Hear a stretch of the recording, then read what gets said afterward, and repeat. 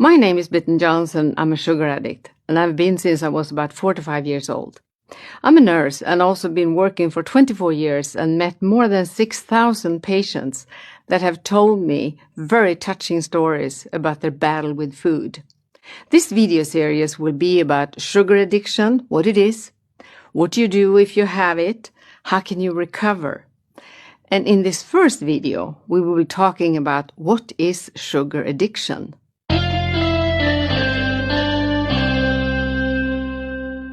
Well, at a conference in the US, I was listening to Mark Gold, one of the most prominent researchers on is sugar and flour really a psychoactive drug, which means that it can affect your reward system. And he said, if it walks like a duck and it quacks like a duck, it is probably a duck. Every day, I get 2 or 3 emails from people that tell me that, can you please help me? I'm eating myself to death. I can't stop. I know I shouldn't eat these things, but I can't stop. What's wrong with me? Am I crazy? Why am I such an abnormal, bad character person? Well, if this happens to be you, you're not, I promise you. For many years, I could wake up in the morning and feeling really tired, restless, listless, and down, and I didn't understand why. Many years later, when I had the knowledge and the research backing that up, I understood that it was the morning after an evening when I had binged on sugar and flour, on the carbs. So sugar addiction is real. It is not something that you imagine. And if you have a loss of control over certain foods, that is a really big problem and it can affect your life tremendously. And if you look at the reward system, you know, when we feel happy, when we might get a new job, have you ever been in love? You know that is a very potent feeling and you feel really perked up, you feel happy, you feel joyous, you're not really tired, you don't have a lot of pain and aches. And I'm telling you, when that happens to you, your brain is flooded with dopamine and endorphins, you know, a lot of neurotransmitters in your brain. And this is what we mean when we talk about a psychoactive drug. You know, something that is psychoactive has the power to change your neurotransmitters in your brain. And who could believe that sugar could do that? Well, we thought about it for many years. We saw people acting in that way. You know, I've never met a person that will hide, sneak, lie, and steal fish, boiled cod, cucumber. Can you imagine that? You know, you start laughing when you think about it. But people are doing that with sugary stuff, you know, with chocolate, with ice cream, with cakes, cookies. You hide the wrapper in the garbage can. You don't want anyone to see what you were really eating.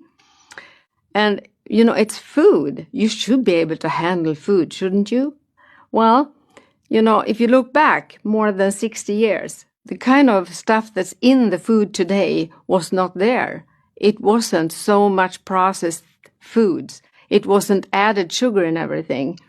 I used to ask people that are my age, around 60, and I said, when you were a kid, did you have a jar of sugar in your house? And they all said, yeah, we did. But do you have it now? Does young people have a jar with sugar in their house in the kitchen cabinet? No, they don't. How come? Why don't you have a jar with sugar today? Well, it is because sugar is added into almost everything you buy, everything you eat today. So 85% of sugar you get into your food today from eating what you think is regular food. So sugar has the actual property of, you know, changing your brain chemistry. So does it mean that anyone that eats sugar is a sugar addict? No, it doesn't. We know today from a lot of research that if you have a sensitive reward system, that's what's causing, you know, some people to become addicted to it. And addiction, the word addiction comes from the Latin word addicere, which means to be enslaved. It means losing control. Something else is ruling you. And that's what's so unpleasant with sugar addiction. It is not you who is running the show. You're like a missile. You know, you're locked on target. And once you get into being hooked on sugar, you will do almost anything to eat it. And if you listen to people telling their stories, you can see that it's very, very potent drug. People steal to get sugar. People lie about it. People get tremendous consequences. I mean, being overweight is not fun. It's very painful. It's very unhealthy. And still, people want to lose weight, but they still keep eating and gaining weight. So the outcome is not what you want it to be. And that is one of the signs of an addiction. I want to lose weight, but I keep eating and gaining weight.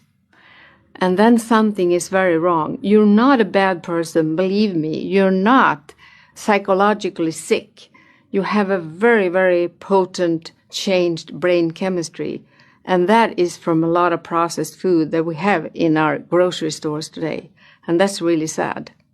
So if you really want to learn what this is all about, dare go into having a diagnosis. Don't stay at home and hide and feel ashamed of something that you can actually do so much about. If you can relate to any of those things that I told about, please keep listening to the videos coming where I'm going to explain why this is happening to you and what you can do about it.